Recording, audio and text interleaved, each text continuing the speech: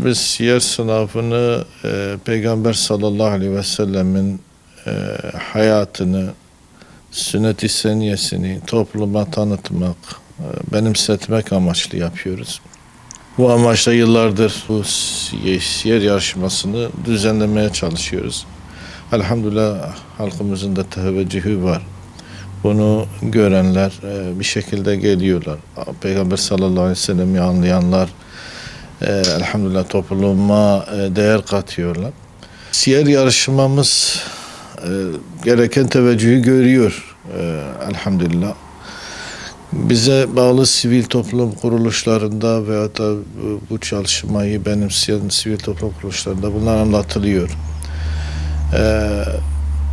Katılım da yüksek oranda elhamdülillah. Şu anda Türkiye geneli baktığımızda, Türkiye geneli olarak konuşursak 130 bin civarında kaydımız var. Marmara bölgesi olarak da 20 bin, 21 bin üzerinde bir kayıt var. Elbette ki bu kayıtlar daha iyi olacağını umuyoruz.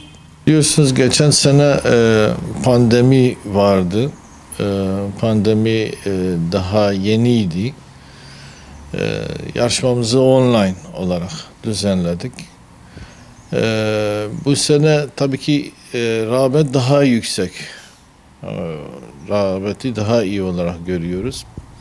Çünkü geçen senenin online pandemi münasebetiyle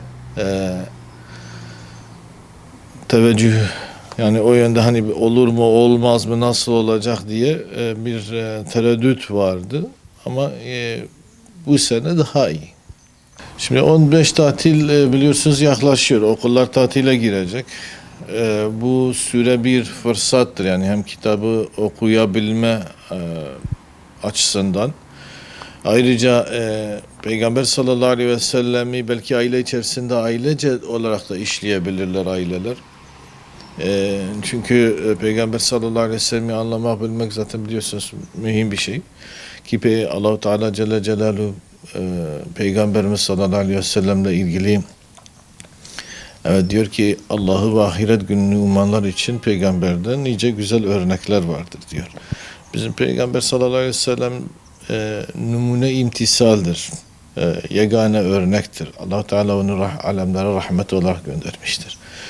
Dolayısıyla aileler bu son dönemece girdiğimiz bu günlerde, yarışmamız açısından söylüyorum, hele hele tatili de fırsat bilerek çocukları üzerinde durarlarsa, kendileri dahi çalışırlarsa, ebeveynler için de söylüyor. Çünkü netice sadece çocuklara dönük bir yarışma değil. İki kategoride yarışma, iki kitaptan 4 kategoride yarışma yapıyoruz. Dolayısıyla sömestr tatili bir fırsat çalışmalar açısından. Çünkü çocuklar, belki gençler bir şekilde sınavlara hazırlanıyorlar. Kitabı belki iyice tetkik edememişlerdir ama tatil bir fırsattır. Yani biliyorsunuz muhtelif hediyelerimiz var. Yani genç çocuklardan tutun ta büyük yaştaki katılımcılara kadar teşvik amaçlı. Malum biliyorsunuz yarışmalarda, bütün yarışmalarda kazananlar bir şekilde ödüllere kavuşuyorlar. Ödüllendiriliyorlar çünkü hak ediyorlar. Ödüllerimiz de var. Bilgisayar, drone, tablet, kol saati ve benzeri, yani hediyelerimiz var. Yani kazananlara ödüllerimiz var. İnşallah katılımcılar bu anlamda da memnun kalacaklardır. Biz bunu teşvik amaçlı yapıyoruz. Yoksa Peygamber sallallahu aleyhi ve sellemin hayatını başlı başına okumak bir ödüldür yani. Biz böyle görüyoruz. Yarışmamız kaybedeni olmayan bir yarışma. Yani neticede siz Peygamber sallallahu aleyhi ve sellemin hayatını okuyorsunuz. Peygamber sallallahu aleyhi ve sellemin hayatını okumak ibadettir, sevaptır, hayırdır, kazançtır. Çünkü Peygamberden sallallahu aleyhi ve sellem'den bahsetmek Allahu Teala'yı sevindiren hasletlerden birisidir.